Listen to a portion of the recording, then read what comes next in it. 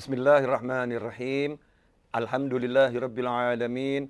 Allahumma shalli wa sallim ala sayidina Muhammadin miftahi babi rahmatillah adada ma fi ilmillah salatan wa salaman daimaini bidawami mulkillah wa ala alihi wa sahbihi.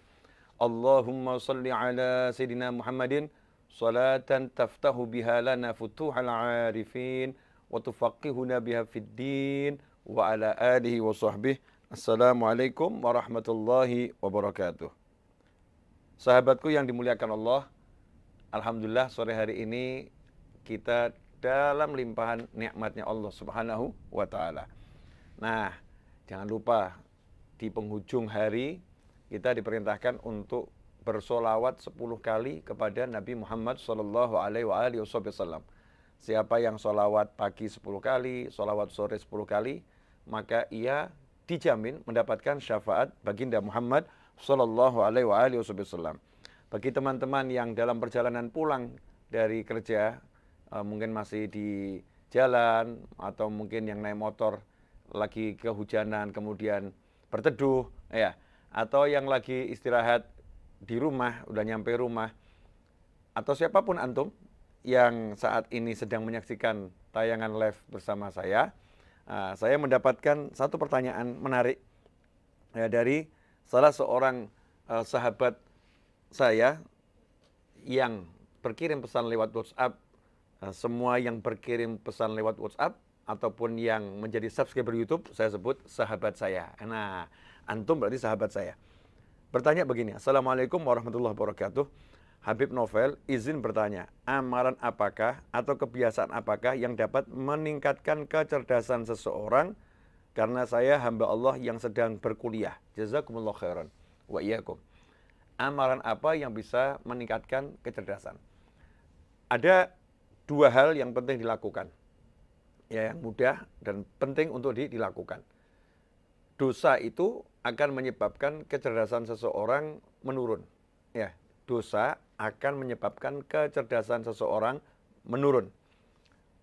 Bukan berarti kehilangan kecerdasannya, tetapi kecerdasannya menurun, terhambat. Karena dosa adalah zulmah, dosa itu kegelapan, dosa itu kotoran.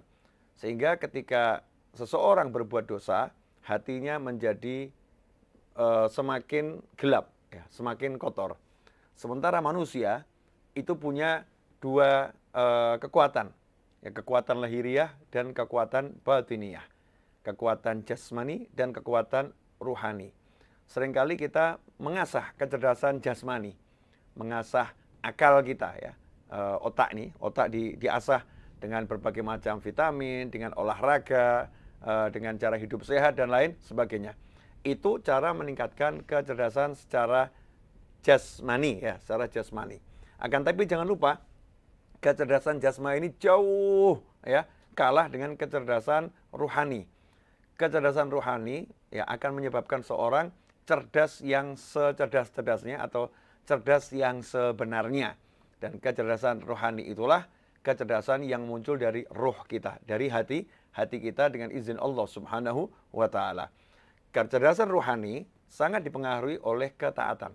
Semakin taat kita pada Allah Subhanahu wa taala, maka hati semakin bening, hati semakin bersih, hati semakin jernih, sehingga kita bisa melihat semakin kuat dan semakin benar cara kita melihat dan memandang sesuatu. Kita bisa melihat dengan pandangan yang lebih luas, ya, lebih luas, dengan sudut pandang yang lebih beragam. Karena apa? Karena hati kita bening, jiwa kita bersih. Nah, karena itu cara meningkatkan kecerdasan diantaranya adalah dengan kita meningkatkan amal soleh dan meninggalkan kemaksiatan. Salah satu upaya yang bisa dilakukan adalah selain upaya zahir kita meninggalkan kemaksiatan, menambah ketaatan, salah satunya adalah banyak beristighfar, minta ampun kepada Allah Subhanahu wa taala. Karena sesungguhnya istighfar ini dengan izin Allah akan menghapuskan dosa-dosa kita. Ya, menghapuskan dosa-dosa kita, membuat kotoran yang di hati itu akan luluh lantah, ya, akan sirna itu kotoran tersebut kalau kita banyak istighfar, minta ampun kepada Allah Subhanahu wa taala. Sebagaimana dikatakan Imam Syafi'i radhiyallahu anhu, suatu ketika hafalan beliau agak berkurang sedikit. Beliau pun melaporkan kondisinya kepada gurunya Imam Waqi, Imam Syafi'i berkata, "Syakautu ilal Waqi su'a hifdzi fa'arsyadani ila tarkil ma'asi." Kata Imam Syafi'i radhiyallahu anhu, saya melaporkan, mengeluhkan kondisi hafalan saya yang kurang bagus kepada guru saya, Al-Waqi. Maka beliau pun menyarankan kepada saya, fa'arsyadani ila tarkil ma'asi, agar saya meninggalkan kemaksiatan. Ya, karena kemaksiatan itu menimbulkan tadi itu kotoran dan dosa. Sementara Imam Syafi'i adalah seseorang yang benar-benar menjauhi kemaksiatan. Tentunya kemaksiatan yang dinisbatkan kepada Imam Syafi'i bukan kemaksiatan dalam arti melakukan yang haram, tetapi melakukan kebaikan yang kurang dari hari sebelumnya atau dari saat sebelumnya. Kalau kebaikannya berkurang sedikit saja, maka itu buat orang-orang yang soleh udah dianggap itu suatu kemaksiatan. Ikhwani rahimakumullah. Kemudian Imam Syafi'i juga memberikan petunjuk. Ya, gimana caranya agar kecerdasan kita meningkat? Nah, di antaranya dengan menciptakan di diri kita dan sekitar kita suasana yang beraroma wangi, yang harum. Ruangan yang harum, tubuh yang harum, pakaian yang harum, mencium sesuatu yang harum. Jika hidung ini mencium sesuatu yang harum, maka dikatakan kecerdasan seseorang akan meningkat. Ya, aroma yang harum itu mampu meningkatkan kecerdasan seseorang. Karena itulah ikhwani rahimakumullah, kita disunahkan untuk selalu mengharumkan diri. Bahkan dalam pendidikan modern, ruang-ruang belajar itu dibuat seharum mungkin.